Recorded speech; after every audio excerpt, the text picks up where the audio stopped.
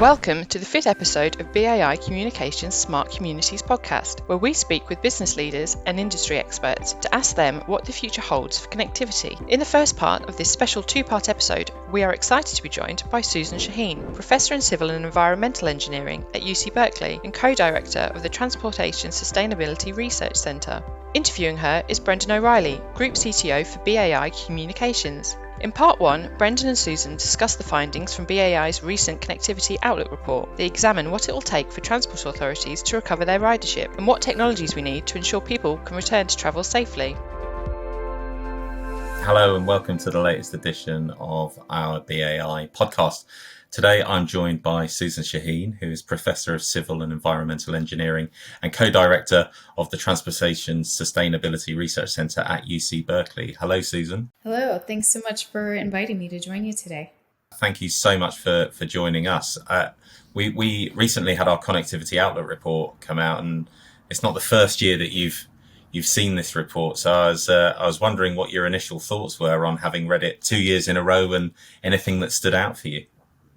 It's an exciting report, and particularly I found it exciting looking at it at the 2 different years, because 1 year captured data prior to COVID, and this year is capturing the COVID response and the reaction of transit passengers to their needs and how those needs are changing. And I think one thing that really stood out to me is that about 83% of riders are really leaning into cleanliness and safety. And that comes of no surprise, but that's not something we were typically seeing prior to COVID showing up in data. So I thought that was really an interesting point. And I know we're going to get into many others.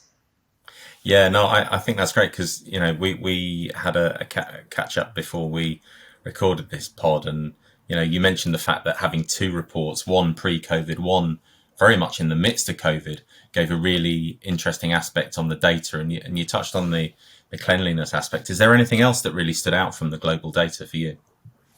Yeah, I think, 91% of people expect that world-class cities that have public transit systems should be providing seamless mobile coverage above ground. So that means people want that connectivity, that ability to communicate with friends and family and colleagues. And I think those numbers are really quite high. I don't know what your thoughts are on that.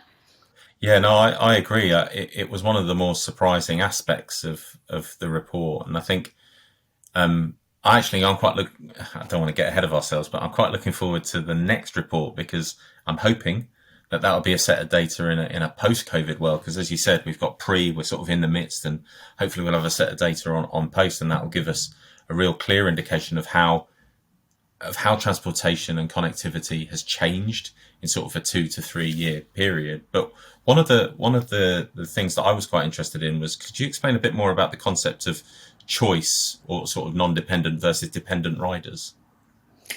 Yeah, this is a concept that's been around for a long time. I think as long as I've been studying public transit, which is over 2 decades, is this idea of more dependent or essential riders. So people who don't own a car or have easy access to a car. So they really depend on our public transit networks for their accessibility and to get around. Right. And then you have more of your choice riders. So people who have the choice to take a car or some other means of transit. It could be a transportation network company like an Uber or carpooling with a colleague or friend, but they choose to take public transit. And one of the things that we've seen in the data, particularly following March of 2020 when COVID hit globally, was just this dramatic decline in transit ridership across the globe. I've seen numbers across the globe at like 80 to 90% declines in public transit.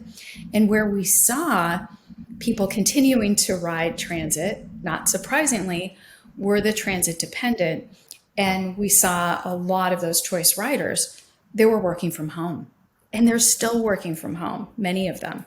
So I think a focus on those 2 populations is perhaps more important than ever, because how can we sustain public transit if those choice riders go away or don't come back?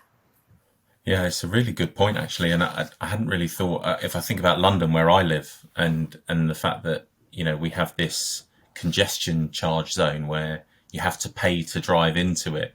It's almost like we're trying to force people to become more dependent riders than non-dependent riders by charging them more to use their cars. And I suppose, is it important for transport authorities to develop services which encourage both ridership types, or should they be prioritizing one over the other and trying to drive one side of that coin, really?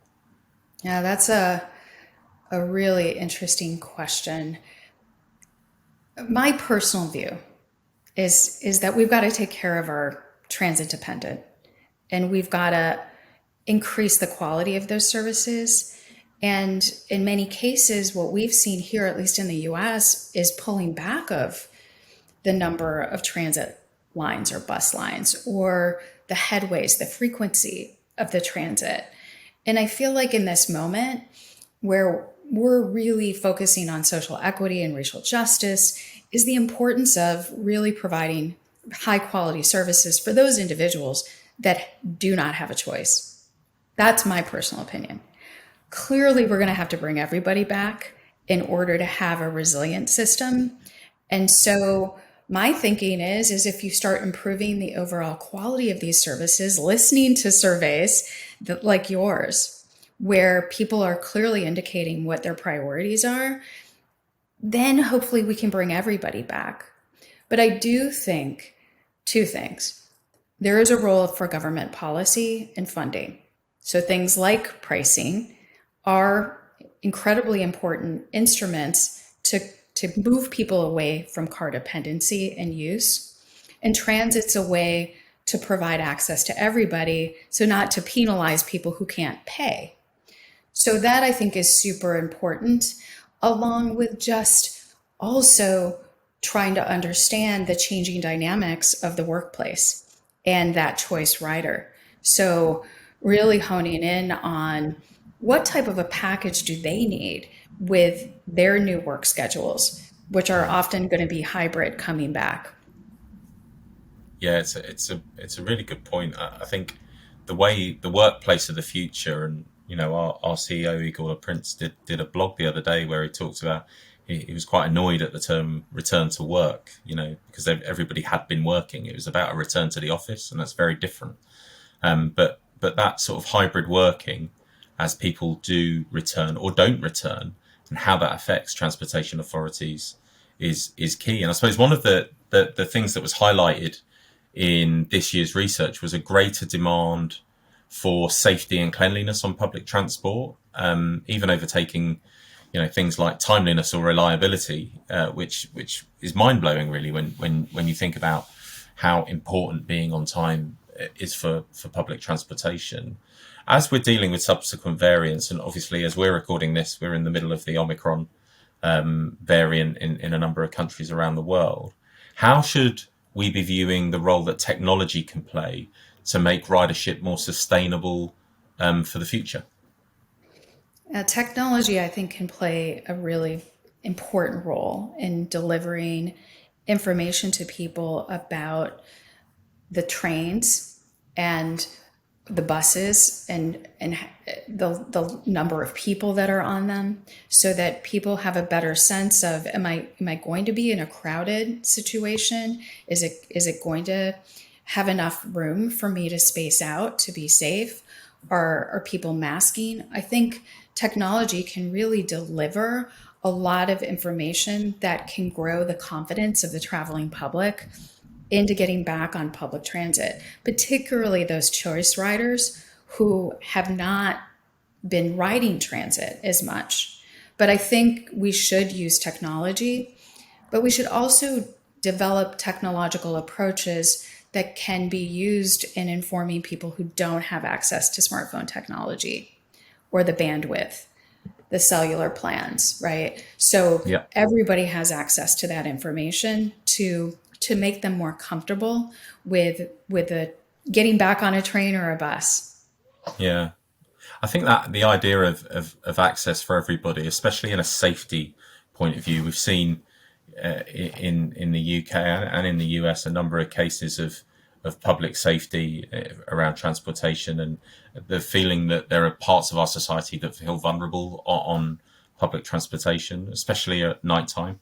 The idea of that data being available so that people can feel safe, they can be contacted, they can be they can reach out for help, I think is a really important aspect of connectivity where safety plays a really big role. And I suppose one of the challenges that we face is how do you do that without invading people's privacy, right? Because privacy is still a really important part. How do you keep people safe by using data and using their location without infringing on their rights as humans around privacy?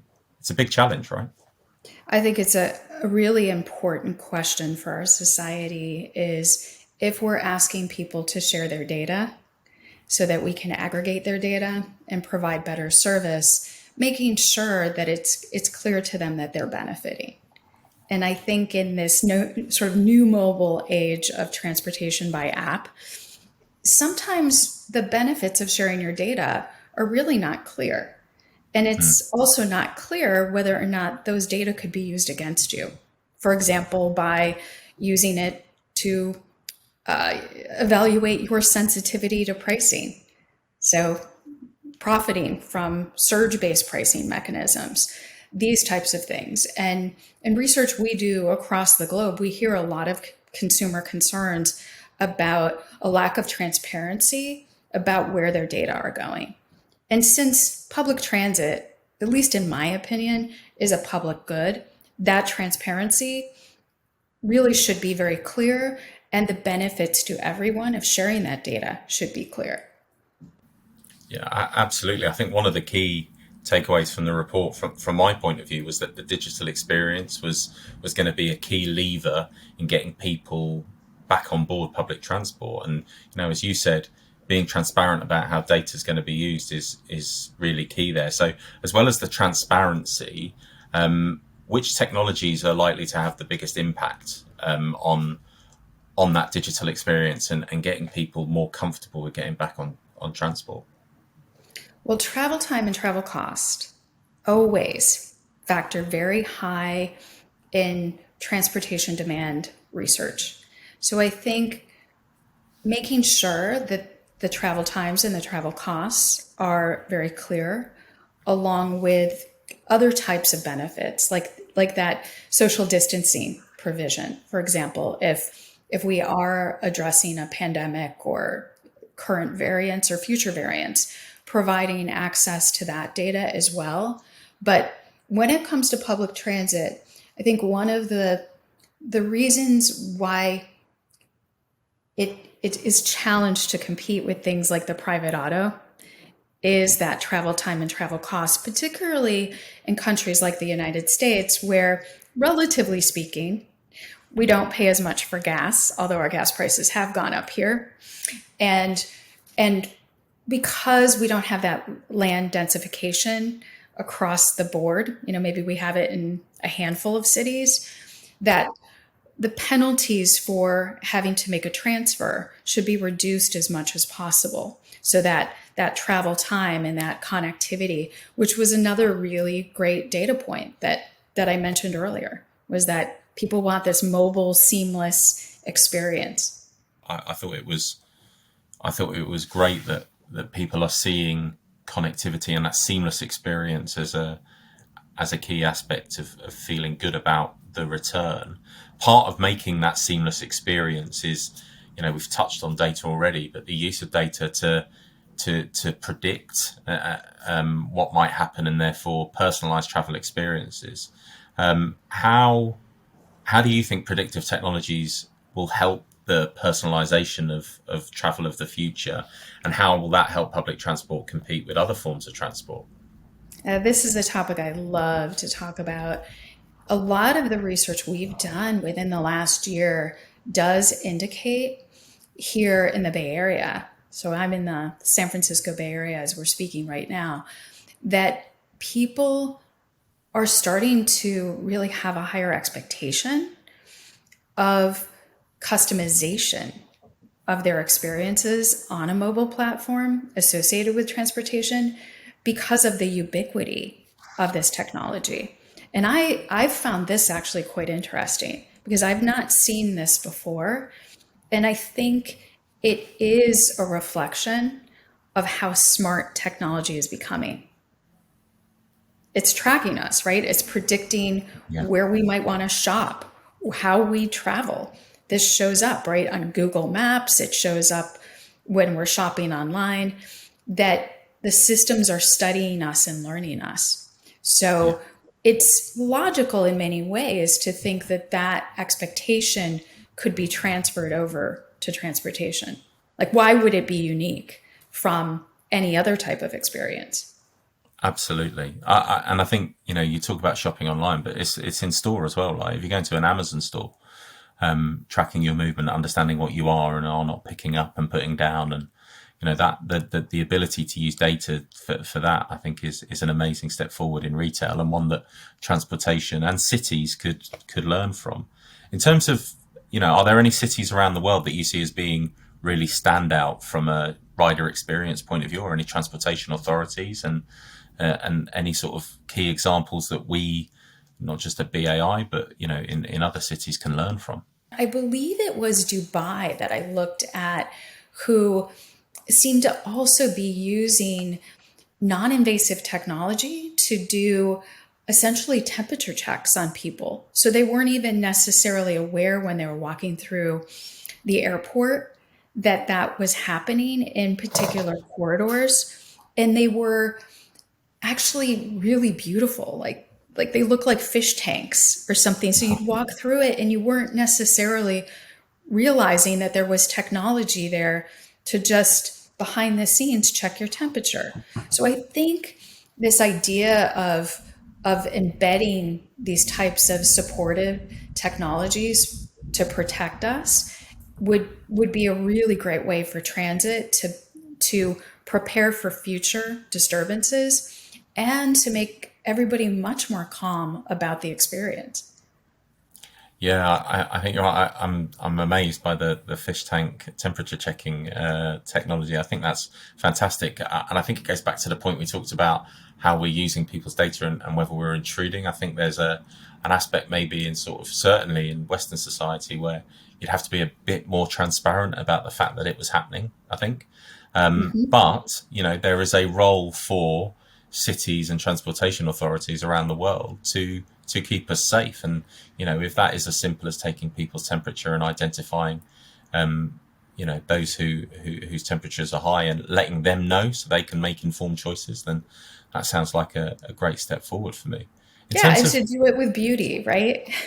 Design it in a way that it's like, okay, I know I'm getting my temperature taken, but it's not invasive. And everybody's walking through this beautiful tube-like experience with fish. It's calming, and then we're all safe, and it's letting me know, wow, I'm running a fever. Well, you'd rather know, wouldn't you? I think that's the thing that sort of the pandemic has sort of brought to the fore.